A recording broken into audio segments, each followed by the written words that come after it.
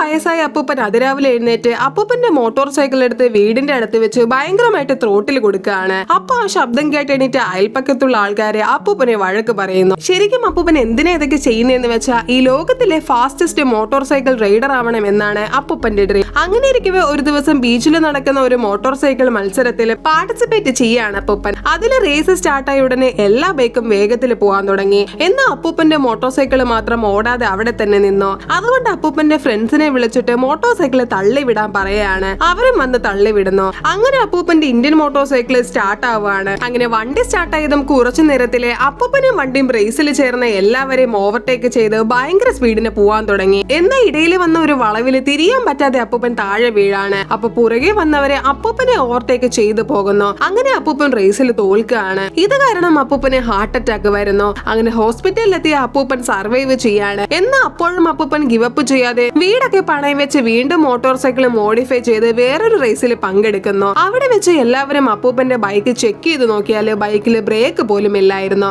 അങ്ങനെ raise start ആവാണ്. ഉടനെ friends മുമ്പത്തെ പോലെ ബൈക്ക് തള്ളിവിടുന്നു. അങ്ങനെ ബൈക്ക് സ്റ്റാർട്ട് ആയതും ബൈക്ക് 120 മൈൽസ് പെർ അവറിൽ പോവാൻ തുടങ്ങി. ഇത് കണ്ട് എല്ലാ ഓഡിയൻസും ഭയങ്കരമായിട്ട് ഷോക്ക് ആകുന്നു. അപ്പൊ സമയം കൂടുന്തോറും സ്പീഡ് കൂടി ഇപ്പൊ 200 മൈൽസ് പെർ അവറിൽ പോവാൻ തുടങ്ങി. അങ്ങനെ ബൈക്കിന്റെ സൈലൻസർ ഭയങ്കരമായിട്ട് ഹീറ്റായി അപ്പൂപ്പന്റെ ഡ്രസ് എല്ലാം മെൽറ്റ് ആവാൻ തുടങ്ങി. എന്നാൽ അപ്പൂപ്പൻ ഗിവപ്പ് ചെയ്യാതെ പിന്നെയും ത്രോട്ടിൽ അധികം കൊടുത്ത് വേൾഡ് റെക്കോർഡ് അടിക്കുകയാണ്. പക്ഷെ റേസിൽ ജയിച്ചിട്ടും ബൈക്ക് നിന്നില്ല, കാരണം ബ്രേക്ക് ഇല്ലായിരുന്നു. അങ്ങനെ വണ്ടി അവിടെ മറിഞ്ഞു വീഴാണ്. ശേഷം അപ്പൂപ്പൻ കാല് നോക്കിയാല് കാല് സൈലൻസറിൽ തട്ടി പൊള്ളിപ്പോയിരിക്കുന്നു. എന്നാൽ അപ്പൂപ്പൻ വിഷമിക്കാതെ വളരെ ഹാപ്പി ആയിട്ട് ചിരിച്ചുകൊണ്ട് കിടക്കാണ്. എന്താന്ന് വെച്ചാൽ ഇത്രയും കാലത്തെ അപ്പൂപ്പന്റെ ഡ്രീം അവസാനം സാധിച്ചിരിക്കുന്നു. അപ്പൊ ഈ കഥ ഒരു റിയൽ സ്റ്റോറിയാണെന്ന് എത്ര പേർക്കറിയാം?